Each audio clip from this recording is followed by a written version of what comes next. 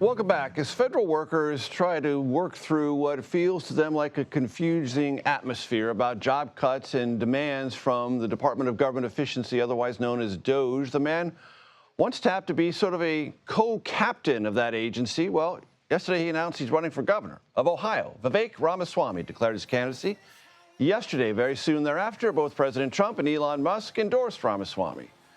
Let's bring in our political panel. Liza Acevedo formerly served as Director of Communications for former Second Gentleman Doug Emhoff. Lance Trover, spokesperson for the 2024 presidential campaign of then Governor, now Interior Secretary Doug Burgum. It's both great to have you both here.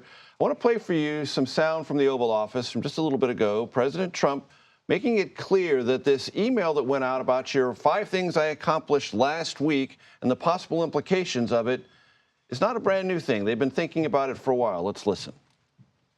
In some cases, they're not writing back. And if they don't write back, they end up eventually losing their job. We give them extensions, but, you know, that was something we thought about a long time ago. We give them extensions, but we'll see.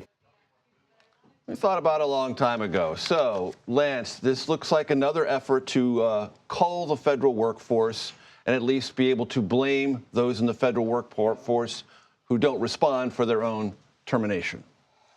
Self-imposed termination, probably the president will describe it as. Well, look, I mean, I think there have been a few missteps along the way, but if you look at the broader effort of DOGE, and we saw the Harvard poll that came out yesterday, and we saw 72% of the country is on board with the idea of DOGE and something like this. So I don't think, in terms of like what's going on, we have a fun time discussing what's going on here in Washington, and it's a little confusing for the federal workers. I think publicly, if we're looking at the broader spectrum of the American public, they're not really worried about the details and getting into it. They just like the fact to see that something is actually going on and we're getting the government reduced. Liza, the Republican governor of Virginia has said we need to do something about our federal workforce. He's put up a website to offer ideas about how to gussy up your resume, find job linkages. Other House Republicans have said words like there needs to be more compassion, needs to be more empathy, more order, to pick up Lance's point of view. How do you evaluate the politics of this so far? Yes, there's a Harvard poll, but Lance, as you well know, there are other polls that are not as robustly thumbs up as the Harvard poll. Well, I'll just call it like I see it. He's playing both sides of the fence. That is to say the president. The president and the governor of Virginia, the governor of Virginia went out and he said publicly, well, there are going to be some losses, there are going to be some cuts that are made, and I support Elon Musk's efforts and I support Donald Trump's efforts, and they need to continue moving forward. Then he goes ahead and he launches this website. So he is playing both sides of the fence. Let me tell you something. I've spoken to federal employees inside the government right now. Morale is completely low. People are considering applying for new jobs because of the current situation that's taking place. And you are seeing the reaction from individuals, right? You're seeing these Republican town halls. You're seeing people are showing up and they're furious. I read somewhere the other day that there was an IRS worker who voted for Donald Trump, and now he's out of a job. So this is having real life implications on people. And Lance, your former boss, when he was a candidate, now he's the Interior Secretary. Have you had any conversations with him about the effect this is or isn't having on the Interior Department? Yeah, no, I'm not going to talk about conversations I have with the Interior Secretary. I'll let him speak for himself when it comes to all that stuff. But to your point about Glenn Youngkin, I mean, he would also be criticized as the governor of that state if he weren't doing something to help out people who were getting, you know, let go as well. I just want to flag that. If he weren't doing it, the Democrats would be all over him for not doing anything. What do you think, to your point a moment ago, Lance, about the bottom line trickle-down effects of this are politically? Because 80% of the federal workforce does not live in Washington, D.C., Virginia, or Maryland. There are about 5 million federal contractors who are not part of the federal workforce, but they're recipients of federal grant money in one way or another. And they're distributed all over the country, in Trump states and in Harris states.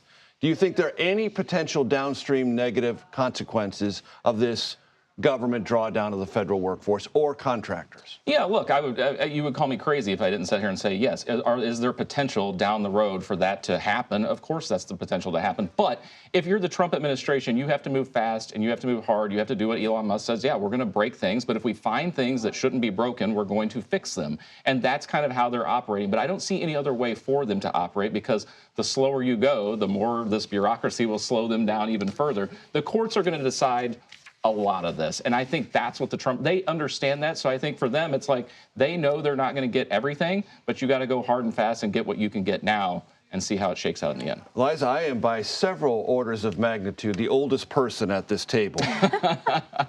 I remember reinventing government. I covered it when I covered Capitol Hill when Bill Clinton and Vice President Gore were in charge of the federal bureaucracy. And over a 6-year period, lots of people associated with reinventing government would tell you they trimmed the federal workforce over 6 years by 600,000 employees. Sure.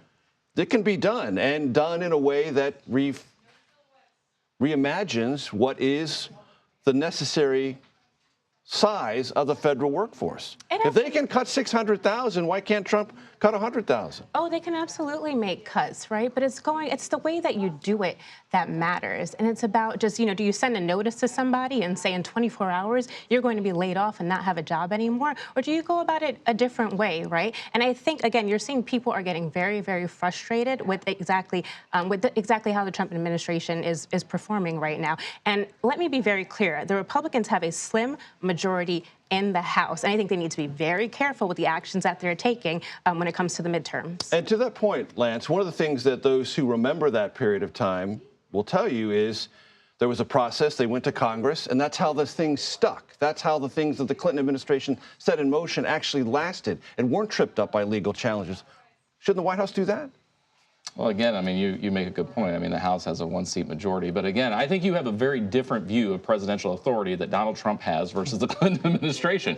And so much they're more going to be expansive. Yeah, it absolutely is more expansive. And that's how Donald Trump has always been from his first term in office to where he is now. And I think he feels empowered to step forward because of his big win in November. Liza Acevedo, Lance Trovers, that's you're Lance, you're Liza. And we both work for Doug's. Did you catch that? That's right. Yeah.